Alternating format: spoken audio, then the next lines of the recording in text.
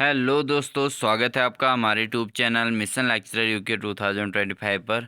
तो दोस्तों, जैसा कि आपको पता है ईएमआरएस का एग्ज़ाम बहुत नज़दीक है, 1 महीना इसके लिए रह गया है। तो 30 दिन की जो स्ट्रेटजी है वो क्या रहेगी, और साथ ही इस पर हम जो है टीचिंग एप्टीट्यूड के कुछ क्वेश्चंस यहाँ पर जो है सॉल्व करने वाले हैं। तो दोस्तों, मेन बात यह है कि अगर आप ईएमआरएस की तैयारी कर रहे हैं तो एक कंसिस्टेंसी के साथ अपनी तैयारी करते रहिए। और इसके अंतर्गत जो पाठ्यक्रम रखा गया है शिक्षण टीचिंग एप्टीट्यूड पर आधारित, दोस्तों शिक्षण अभिरुचि पर आपका जो है टोटल 60 क्वेश्चंस यहाँ पर आने वाले हैं। और साथ ही दोस्तों इसके अंतर्गत अन्य भी छोटे जैसे आईसीटी का टॉपिक रखा गया है, कंप्यूटर बेस्ड, कंप्यूटर पर आधारित जो है, ठीक है। और इसके अलावा जो है अन्य चीज़ें भी हैं।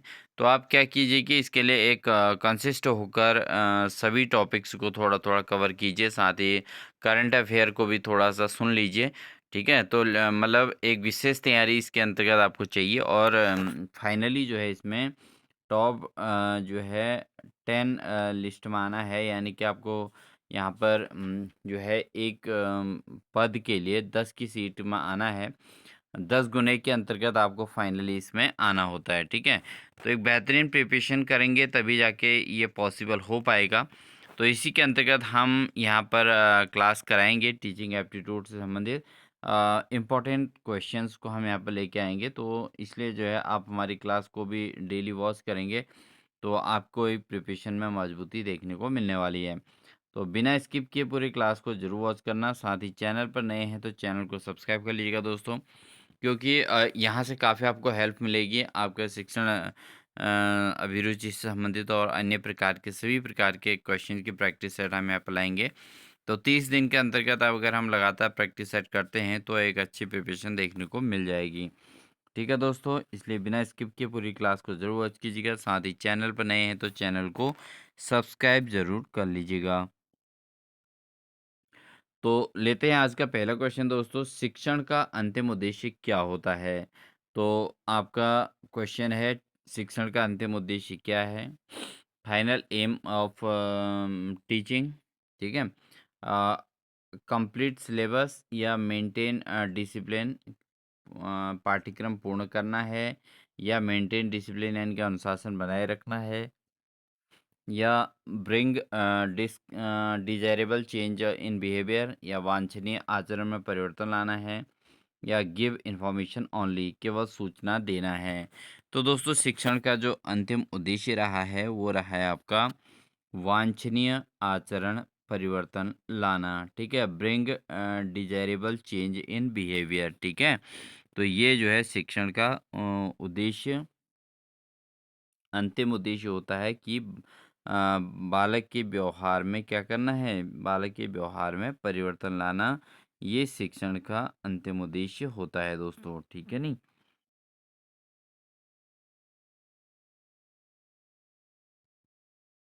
इसके अलावा भी अगर हम बात करें तो दोस्तों यहाँ पर जो है शिक्षण केवल सूचना देना नहीं होता है, ठीक है। तो ये क्या है, एक अधिगमकर्ता के व्यवहार में सकारात्मक परिवर्तन करता है, ठीक है। इसके अलावा अगर हम बात करें, ये दीर्घकालिक विकास पर ध्यान देता है। जो शिक्षण का अंतिम उद्देश्य है वो क्या है, दीर्घकालिक विकास पर ध्यान देना इसका उद्देश्य है। मूल्य आधारित अधिगम का उद्देश्य शिक्षण का अंतिम उद्देश्य कहलाता है कि मूल्य आधारित अधिगम हो जाए। इसके अलावा परिवर्तन वांछनीय और मापनीय होना चाहिए। तो change must be desirable and miserable, ठीक है दोस्तों। जो परिवर्तन हुआ वो होना चाहिए, वो कैसा होना चाहिए, वांछनीय परिवर्तन है, जैसा परिवर्तन चाह रहे हैं वैसा होना चाहिए, और साथ ही मापनीय होना चाहिए, यानी कि मीजरेबल भी होना चाहिए। तो ये शिक्षण के अंतिम उद्देश्य हमने आपको बता दिए हैं। पाठ्यक्रम पूर्ण करना नहीं होता, अनुशासन बनाए रखना कोई ज़रूरी नहीं है, केवल सूचना देना ये इसका अंतिम उद्देश्य नहीं है। वांछनीय परिवर्तन लाने के अलावा शिक्षण केवल जो है अधिगमकर्ता के व्यवहार में सकारात्मक परिवर्तन करना इसका उद्देश्य होता है। अगला प्रश्न है दोस्तों, वह शिक्षा जो अधिगमकर्ता के समग्र व्यक्तित्व का विकास करती है क्या कहलाती है? तो वो शिक्षा जो अधिगमकर्ता के समग्र व्यक्तित्व का विकास करती है उसको हम क्या कहते हैं? ऑप्शन है इंस्ट्रक्शन, निर्देशन, या ट्रेनिंग यानी कि प्रशिक्षण, या फॉर्मल एजुकेशन औपचारिक शिक्षा, या ऑल राउंड एजुकेशन सर्वांगीण विकास। बहुत इंपॉर्टेंट ये क्वेश्चन रहेगा दोस्तों। यानी कि वह शिक्षा जो क्या करती है, अधिगम करता है कि समग्र व्यक्तित्व का विकास करती है, उसको हम क्या कहते हैं दोस्तों, उसको कहते हैं हम ऑल राउंड एजुकेशन, यानी कि सर्वांगीण शिक्षा, उस प्रकार की शिक्षा को कहा जाता है दोस्तों। अब सर्वांगीण शिक्षा के आगे हम क्या क्या चीज़ें और सीख सकते हैं दोस्तों, पेपर में क्वेश्चन किस प्रकार से आ सकता है। सर्वांगीण शिक्षा का मतलब है गोज बियॉन्ड सब्जेक्ट नॉलेज, यानी कि विषय ज्ञान से आगे जाती है, ये सर्वांगीण विकास के अंतर्गत आता है। भावनात्मक और सामाजिक विकास शामिल होता है सर्वांगीण विकास में। इसके अलावा चरित्र और मूल्य विकसित करना, ठीक है, बालक में चरित्र और मूल्य का विकसित करना। इसके अलावा समग्र दृष्टिकोण यानी कि हॉलिस्टिक इन स्कोप, ठीक है, तो समग्र दृष्टिकोण यानी कि हॉलिस्टिक इन स्कोप है। इसके अलावा फोकसेज ऑन जो है ह्यूमन पोटेंशियल, ठीक है, मानवीय क्षमता के विकास में पर केंद्रित जो है सर्वांगीण विकास होता है। ठीक है, तो ये सारी चीज़ें इसके अंतर्गत होती हैं। तो अधिगम करता है कि समग्र व्यक्तित्व का विकास जो करती है उसको हम सर्वांगीण विकास कहते हैं। सर्वांगीण विकास के अंतर्गत भावनात्मक, सामाजिक, चारित्र मूल्य विकसित करना, और हॉलिस्टिक इन स्कोप यानी कि समग्र दृष्टिकोण का विकास करना, और मानवीय क्षमता के विकास पर केंद्रित होता है। ऑप्शन नंबर डी इसका सही आंसर हो जाएगा दोस्तों। बढ़ते हैं अगले प्रश्न में। अगला प्रश्न है दोस्तों, बंडूरा के अनुसार बच्चे सबसे बेहतर अधिगम किस माध्यम से करते हैं। तो बंडूरा के अनुसार जो बच्चे हैं उन्होंने क्या माना है कि मतलब सबसे बेहतर अधिगम किस माध्यम से करते हैं बच्चे। तो ऑप्शन है प्रोत्साहन यानी कि रेनफोर्समेंट, या ऑब्जर्वेशन एंड इमिटेशन अवलोकन या अनुकरण। थर्ड है ड्रिल यानी कि अभ्यास के माध्यम से। तो दोस्तों इसका जो सही आंसर होगा वो होगा आपका अवलोकन और अनुकरण, ठीक है। ऑब्जर्वेशन एंड इमिटेशंस जो है इसका मेन होगा। इसका ऑप्शन नंबर डी है दोस्तों, उपरोक्त में से कोई नहीं। ठीक है, तो उपरोक्त में से कोई नहीं इसका है। उपरोक्त में कोई नहीं, ठीक है दोस्तों, तो ये तो बिल्कुल रॉन्ग हो गया। ठीक है, तो बंडूरा के अनुसार बच्चे सबसे बेहतर अधिगम किस माध्यम से करते हैं। तो बंडूरा के अनुसार जो सबसे अधिक अधिगम होता है दोस्तों, वो अवलोकन और अनुकरण से होता है। बच्चे ऑब्जर्वेशन और इमिटेशन के माध्यम से ज़्यादा सीखते हैं, यानी किसी चीज़ को अगर वो देखते हैं तो उसका अनुकरण करने लग जाते हैं। तो बंडूरा मानते हैं कि उसी में बच्चा जो है सबसे ज़्यादा ज्ञान अर्जन करता है। ठीक है, अब बात करते हैं कि जो सबसे बेहतर अधिगम की बात हम करें, तो सबसे पहली बात तो हम करते हैं कि सामाजिक अधिगम दूसरों को देखकर होता है। पहली बात तो ये पता होनी चाहिए। ठीक है, दूसरा अनुकरण मॉडल व्यवहार को अधिगम में बदलता है, यानी कि अगर कोई व्यक्ति के व्यवहार को बच्चा अनुकरण करता है तो उसके माध्यम से वो अपने व्यवहार में भी चेंज लाता है। इसके अलावा प्रोत्साहन अप्रत्यक्ष होता है, यानी कि जब भी कोई रेनफोर्समेंट मिलता है वो इनडायरेक्ट होता है। ठीक है, इसके अलावा अधिगम परोक्ष रूप से होता है, यानी कि लर्निंग इज जो है विकेरियस। ठीक है दोस्तों, तो अधिगम जो है परोक्ष होता है, और आदर्श व्यक्तित्व व्यवहार को प्रभावित करते हैं, यानी कि रोल मॉडल से क्या कर देते हैं, इन्फ्लुएंस बिहेवियर। ठीक है, आदर्श व्यक्तित्व व्यवहार को क्या कर देते हैं दोस्तों, वो व्यवहार को पर प्रभावित करते हैं। ठीक है ना, तो बंडोरा के अनुसार बच्चे सबसे बेहतर अधिगम किस माध्यम से करते हैं, अवलोकन से करते हैं, यानी कि ऑब्जर्वेशन से करते हैं। बढ़ते हैं दोस्तों अगले प्रश्न में। अगला प्रश्न है दोस्तों, पाठ्यक्रम निर्माण में क्षेत्र और अनुक्रम किस पहलू से संबंधित है। अगर पाठ्यक्रम निर्माण की बात करें तो इसमें क्षेत्र एवं अनुक्रम किस पहलू से संबंधित है। ऑप्शन है कंटेंट ऑर्गेनाइजेशन, या विषय वस्तु का विन्यास, उसके अलावा मेथड्स ऑफ टीचिंग यानी कि शिक्षण विधियाँ, मूल्यांकन नीति, या अधिगमकर्ता समूह बनाना, लर्निंग ग्रुपिंग। ठीक है, तो दोस्तों पाठ्यक्रम निर्माण में क्षेत्र और अनुक्रम किस पहलू से संबंधित है?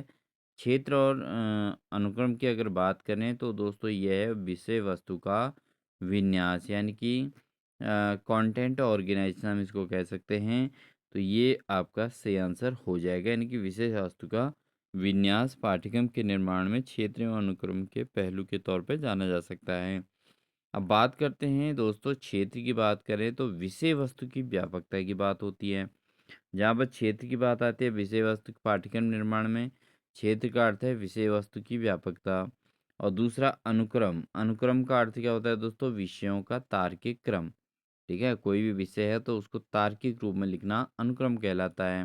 क्षेत्र का मतलब है कि विषय वस्तु की व्यापकता। ठीक है, तो विषय वस्तु की व्यापकता के साथ अगर हम अनुक्रम को भी कंबाइन कर रहे हैं तो वो विषय वस्तु का विन्यास कहलाएगा। ठीक है दोस्तों, और इसमें अधिगम में विखंडन को रोकना होता है। ठीक है, ये क्या कर देता, विषय वस्तु का विन्यास क्या कर देता है दोस्तों? ये क्या करता है? अधिगम में विखंडन को रोकने का कार्य करता है। इसके अलावा ये क्या करता है दोस्तों? जब अगर हम बात करें क्षेत्र और अनुक्रम की तो यहाँ पर सततता और श्रेणीबद्धता सुनिश्चित करता है। यानी कि किसी भी चीज़ के जो है तो इंश्योरेंस है, कंटिन्यूटी एंड गाइडेंस, ग्रेडेशन। ठीक है, यानी सततता और श्रेणीबद्धता सुनिश्चित करने का कार्य करता है। इसके अलावा पाठ्यक्रम को सार्थक और प्रगतिशील बनाता है। ठीक है, क्षेत्र और अनुक्रम में क्या करता है कि पाठ्यक्रम को क्या बनाता है? सार्थक बनाता है और साथ ही प्रगतिशील बनाने का कार्य भी करता है दोस्तों। तो इस आधार पर हम देखें तो विषय वस्तु का विन्यास। अगला प्रश्न है दोस्तों ब्लूम की वर्गीकरण में, यानी कि ब्लूम के जो वर्गीकरण है उसमें मूल्यांकन या वैल्यूइंग जो है किस क्षेत्र में आता है? तो ब्लूम का जो वर्गीकरण है दोस्तों उसके अंतर्गत मूल्यांकन यानी कि वैल्यूइंग किस क्षेत्र में आता है? ऑप्शन है cognitive domain, affective domain, psychomotor domain और क्रिएटिव डोमेन। तो दोस्तों जो ब्लूम का वर्गीकरण है उसमें मूल्यांकन यानी कि वैल्यूइंग जो आता है वो मेनली किस में आता है? वो आता है आपका भावनात्मक क्षेत्र में, यानी कि अफेक्टिव डोमेन के अंतर्गत। किसके अंतर्गत? अफेक्टिव डोमेन के अंतर्गत आता है ब्लूम का वर्गीकरण। ठीक है, अब इसमें क्या है कि यह क्या कर देता है? भावनाओं, मूल्यों और दृष्टिकोण से संबंधित होता है। इसके अलावा इसमें मूल्यांकन विश्वास के व्यक्तिगत महत्व को दर्शाता है। ठीक है, तो ब्लूम के वर्गीकरण में जो है मूल्यांकन विश्वास के व्यक्तिगत महत्व को दर्शाता है। इसके अलावा भावात्मक क्षेत्र प्राप्ति से अंतरीकरण तक विकसित होता है। ठीक है, तो affective domains goes from receiving internalising. ठीक, इसके अलावा यह क्या कर देता है? व्यवहार को प्रत्यक्ष रूप से प्रभावित करता है। ठीक, मूल्यांकन वैल्यूइंग जो है किस क्षेत्र में आता है? यह व्यवहार को क्या कर देता है? अप्रत्यक्ष रूप से प्रभावित करता है। इसके अलावा चरित्र निर्माण के लिए ये आवश्यक होता है। किसके लिए? चरित्र निर्माण के लिए। तो ब्लूम का वर्गीकरण जो है इसके अंतर्गत मूल्यांकन वैल्यूइंग जो होता है ये चरित्र निर्माण में भी सहायक होता है। ठीक है, तो ये भावनात्मक क्षेत्र से पूरी तरीके से जुड़ा हुआ होता है एक हिसाब से। ठीक है दोस्तों, बढ़ते हैं अगले प्रश्न में। अगला प्रश्न है कौन सा अधिगम दृष्टिकोण एक नए अधिगम के लिए पूर्व ज्ञान को आधार मानता है? तो कौन सा अधिगम दृष्टिकोण जो है वो नए अधिगम के लिए पूर्व ज्ञान को आधार मानता है? ऑप्शन है व्यवहारवादी दृष्टिकोण, रचनावादी दृष्टिकोण या अभ्यास दृष्टिकोण या सुधारात्मक दृष्टिकोण। तो कौन सा अधिगम दृष्टिकोण ऐसा है जो अधिगम के पूर्व ज्ञान को आधार मानता है? तो ये है दोस्तों रचनावादी दृष्टिकोण। यानी कि अगर आप कंस्ट्रक्टिव अप्रोच रखते हैं तो क्या होता है? अधिगम के लिए पूर्व ज्ञान को इसमें आधार मानना पड़ेगा। यानी कि पूर्व ज्ञान ही जो है कंस्ट्रक्टिव अप्रोच को जन्म देता है, रचनावादी दृष्टिकोण को जन्म देता है। इसलिए ऑप्शन नंबर बी इसका सही आंसर हो जाएगा। क्योंकि पूर्व ज्ञान दोस्तों क्या होता है कि अधिगम अर्थ के पुनर्निर्माण में हेल्पफुल होता है। इसके अलावा सक्रिय सहभागिता आवश्यक होती है, शिक्षक सुगमता बनता है। इसके अलावा गहन समझ को विकसित करता है दोस्तों। ठीक है ना, तो ये सारी चीज़ें इसके अंतर्गत होती हैं। अगला प्रश्न है, पाठ योजना में शिक्षण उद्देश्यों को किस रूप में लिखा जाता जाना चाहिए? तो जब पाठ योजना बनती है तो उसमें शिक्षण के उद्देश्यों को किस रूप में लिखा जाना चाहिए? पहला है शिक्षक क्रिया आधारित, दूसरा अस्पष्ट एवं सामान्य, तीसरा है अधिगमकर्ता व्यवहार आधारित, चौथा है समय अवधि आधारित। जो पाठ योजना में शिक्षण उद्देश्यों को लिखा जाना चाहिए दोस्तों, वो लिखा जाना चाहिए अधिगमकर्ता के व्यवहार आधारित। ठीक है, जो अधिगम करता है उसके व्यवहार के आधार पर पाठ योजना में शिक्षण के उद्देश्यों को लिखा जाना आवश्यक है। तो इसमें क्या होता है दोस्तों, जब हम अधिगमकर्ता के व्यवहार को अध्ययन करते हैं तो उसमें क्या होता है कि उद्देश्य अपेक्षित अधिगमकर्ता व्यवहार बनाते हैं। ठीक है, ये प्रेक्षणीय और मापनीय होते हैं, जो यानी कि जो शिक्षण उद्देश्य हैं क्या होते हैं, एक तो ये ऑब्जर्वेबल होते हैं और दूसरा मिजरेबल होते हैं। तीसरा क्या है कि ध्यान अधिगम परिणामों पर रहता है, यानी कि जो अधिगम के परिणाम हो उन्हीं पर ध्यान जाता है। ठीक है, शिक्षक क्रिया उद्देश्य नहीं होती। इसके अलावा यह ब्लूम के वर्गीकरण से मेल खाता है। तो इस आधार पर अधिगमकर्ता व्यवहार पर आधारित है शिक्षण उद्देश्य। ठीक है ना, तो ऑप्शन नंबर सी इसका सही आंसर हो जाएगा दोस्तों। अगला क्वेश्चन है, अवधारणा निर्माण के लिए कौन सी शिक्षण विधि सर्वाधिक उपयुक्त है? तो अप्रोच अगर हमें डेवलप करनी है तो उसके लिए कौन सी विधि सबसे ज़्यादा महत्वपूर्ण है? पहला है आपका लेक्चर मेथड, बिल्कुल गलत आंसर। दूसरा है अवधारणा अर्जन मॉडल, यानी कि कॉन्सेप्ट अटेनमेंट मॉडल। ठीक है, कॉन्सेप्ट अटेनमेंट मॉडल, ये जो है अवधारणा अर्जन जो मॉडल है दोस्तों, ये अवधारणा निर्माण के लिए विधि सबसे उपयुक्त मानी जाती है। क्योंकि दोस्तों इसके अंतर्गत क्या होता है कि अधिगमकर्ता जो है मेन बात है, आवश्यक गुणों की पहचान करता है। इसके अलावा उदाहरण और प्रति उदाहरण का उपयोग करता है, सोच को परिशोधित करता है, यानी कि हेल्प रिफाइन थिंकिंग, यानी कि किसी भी बालक के जो है थिंकिंग को रिफाइन करने में हेल्पफुल होता है। इसके अलावा जो है बिल्ड कॉन्सेप्चुअल क्लैरिटी, यानी कि अवधारणात्मक स्पष्टता बढ़ती है इससे, और अनुमानित तर्क को ये बढ़ावा देता है। तो अवधारणा अर्जन मॉडल जो है दोस्तों, ये अवधारणा निर्माण के लिए सबसे उपयुक्त विधि के तौर पर जाना जाता है। इसका जो ऑप्शन नंबर डी है दोस्तों, उपयुक्त सभी है, बट यहाँ पर जो आंसर होगा ये उपयुक्त सभी नहीं होगा। ठीक है, तो यहाँ पे क्या है, अवधारणा अर्जन मॉडल। अवधारणा निर्माण के लिए कौन सा शिक्षण विधि है, वो है अवधारणा अर्जन मॉडल का उपयोग किया जाएगा। अगला क्वेश्चन है दोस्तों, शिक्षक द्वारा तुम ऐसा क्यों सोचते हो प्रश्न किस प्रकार के प्रश्न को बढ़ावा देता है? जब शिक्षक द्वारा जब बात कही जाती है कि तुम ऐसा क्यों सोचते हो, तो ये प्रश्न किस प्रकार के प्रश्न को बढ़ावा देता है?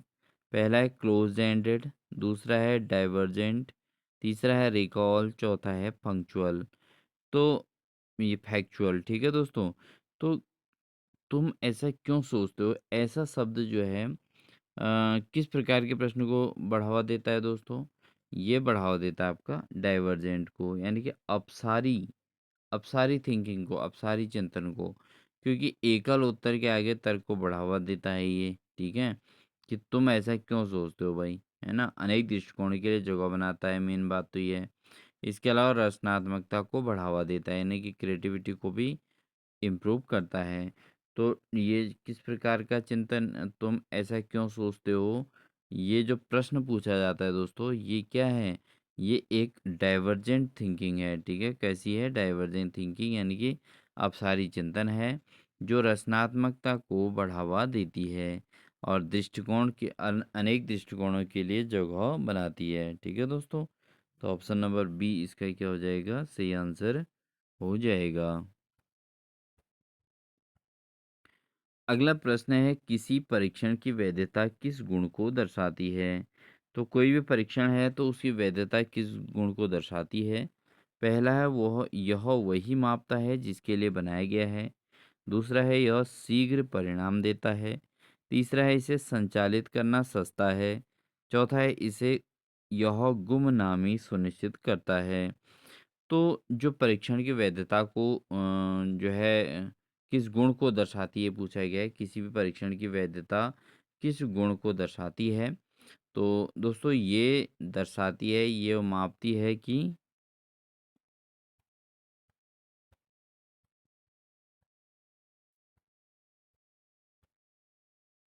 वैधता शब्द से ही क्लियर हो रहा है दोस्तों। वैधता का मतलब क्या है कि वो मापेगा जिसके लिए वो बनाया गया है, ठीक है ना? तो उसी चीज़ को मेजर करेगा। जैसे यह वही मापता है जिसके लिए बनाया गया है।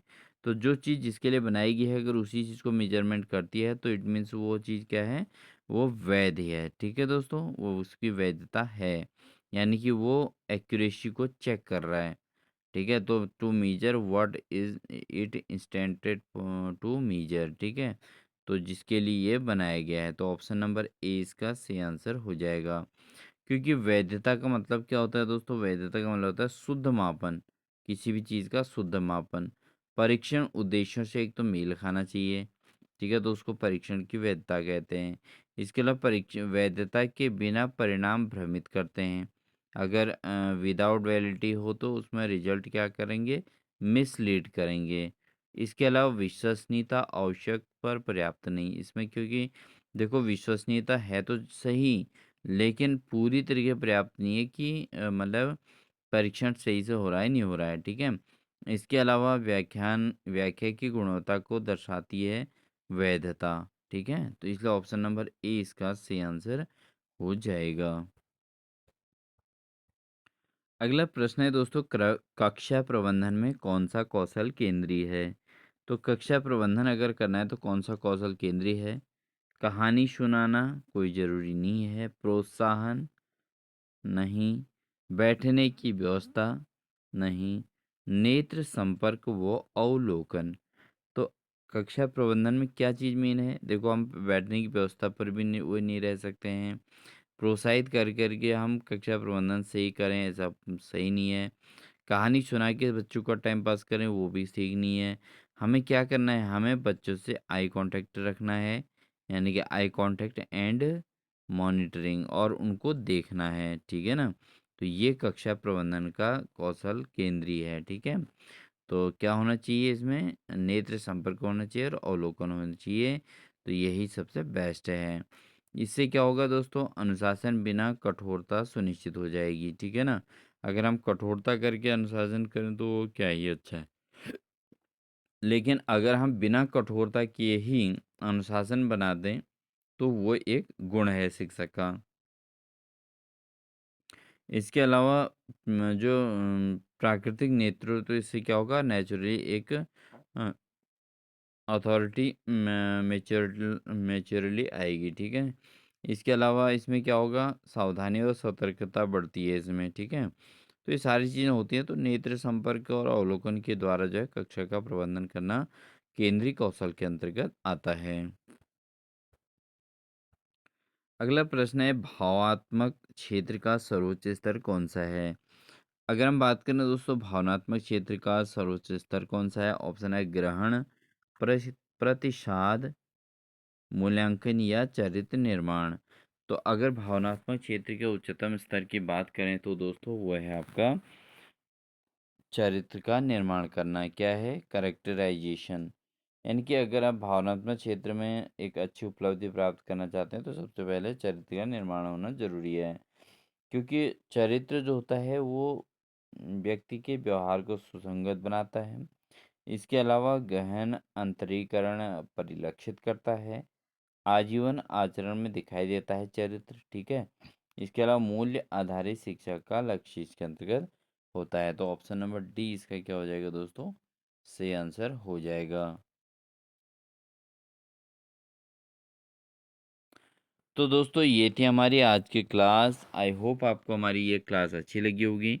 ये क्लास अच्छी लगी तो वीडियो को लाइक कर दीजिएगा, चैनल पर नए हैं तो चैनल को सब्सक्राइब कर लीजिएगा, साथ ही बेल आइकन दबा कर ऑल नोटिफिकेशन ऑन कर लीजिएगा दोस्तों, क्योंकि हम लगातार आपको इसी प्रकार की क्लासेस अपने चैनल के माध्यम से प्रोवाइड कराते रहते हैं। मिलते हैं आपको एक नेक्स्ट इन्फॉर्मेशन के साथ, नेक्स्ट एक बेहतरीन क्लास के साथ। तब तक के लिए अपना ध्यान रखिए। Wish you all the best.